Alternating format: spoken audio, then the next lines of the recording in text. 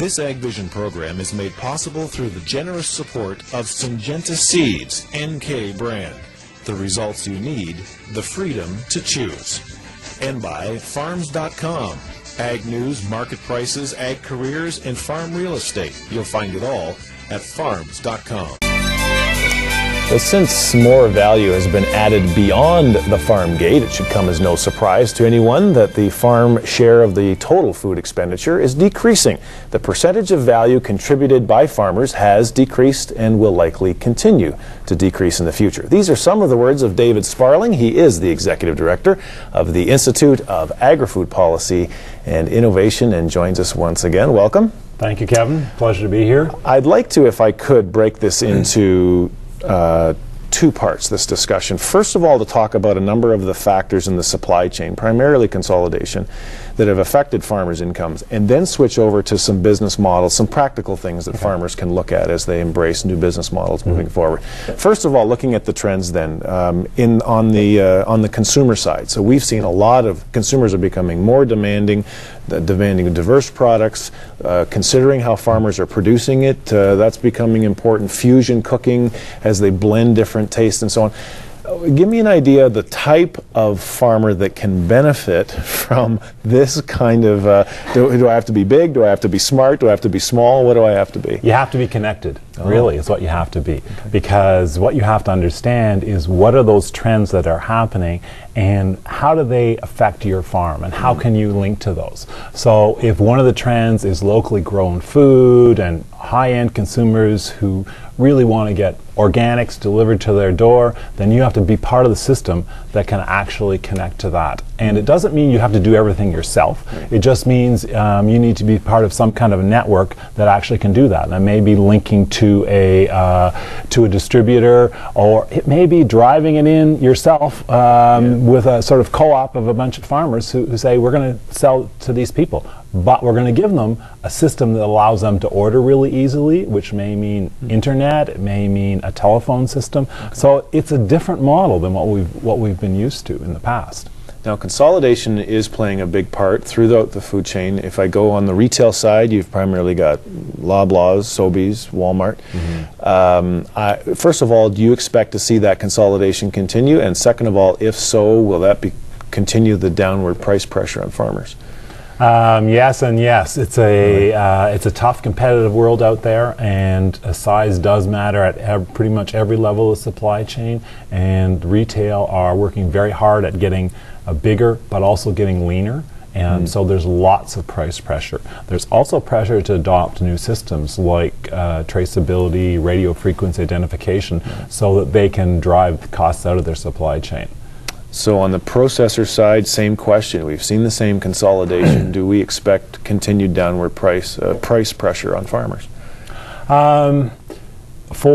For commodity type products, I believe that's the case. Okay. There are a lot of really interesting products out there. I was at the Grocery Innovations Conference a couple of weeks ago, and they were talking about healthy food. When you walked around, you sort of saw three trends.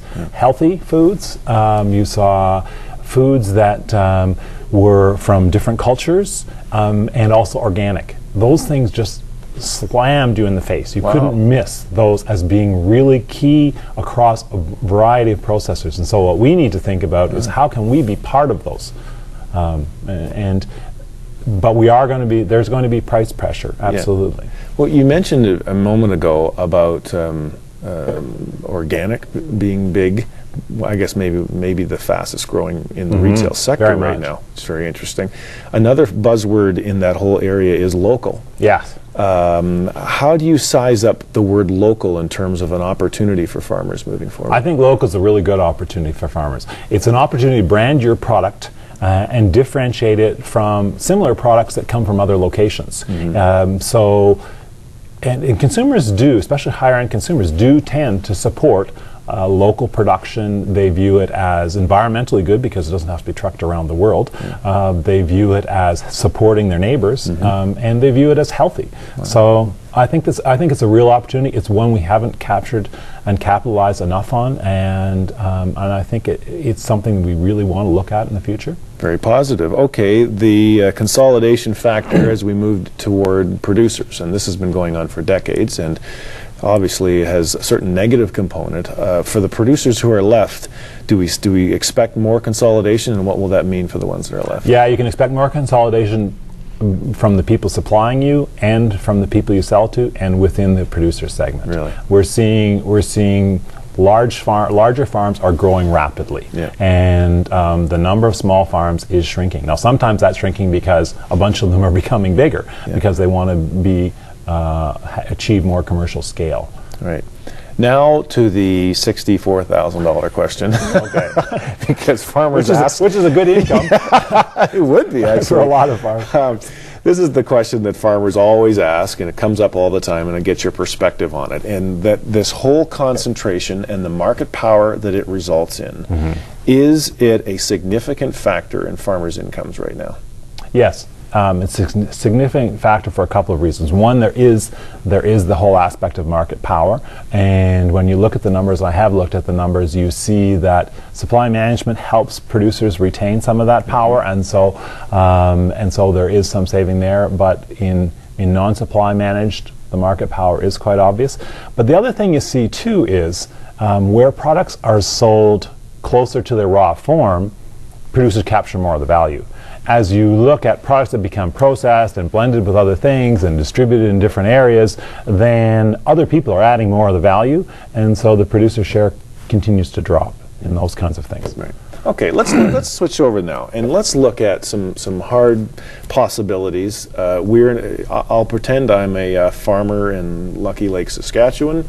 And yes, I've heard that I should be value adding, or I should get closer to the consumer. But the reality is, I've got 6,000 acres. I am capitalized to have a farm that does a certain thing, and that is produce a commodity.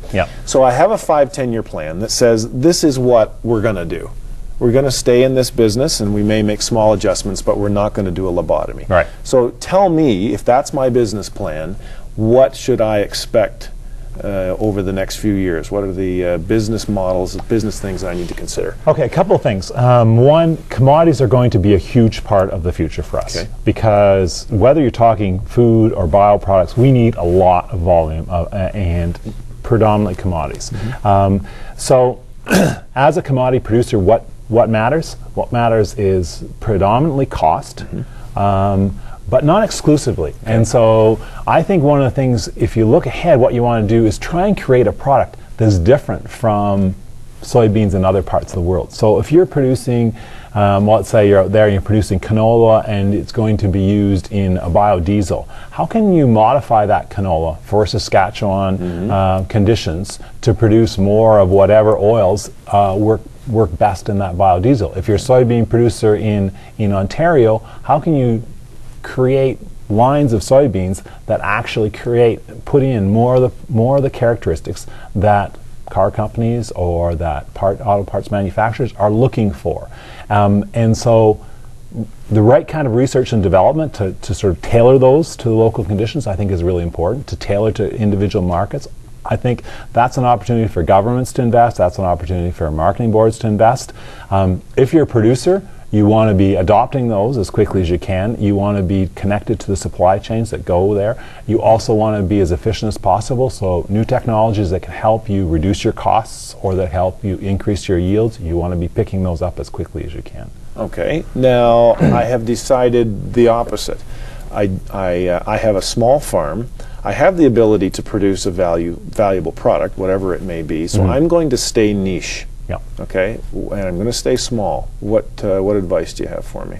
Okay, you're in a tricky situation because What is niche one day may not be niche for long. So you always have to be flexible, and you have to really understand your market. So what you want to do is you want to connect. Let's say you're trying to sell into downtown Calgary vegetables, or downtown Vancouver. What you want to do is you want to make a connection to the people who will buy and pay a premium for those products because they're locally grown and under whatever conditions that those people are looking for.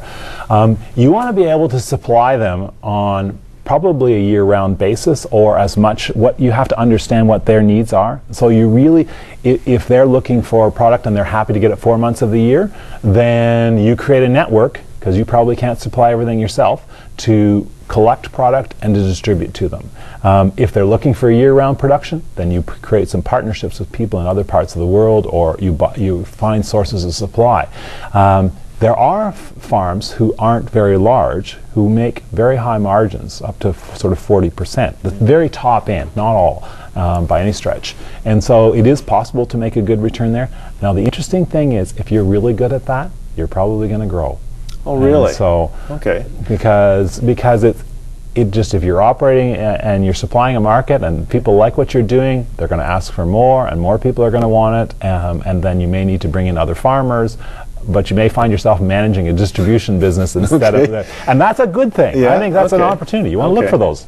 The question is a very popular question. I know it's hard to answer, but so moving forward, should I specialize or diversify?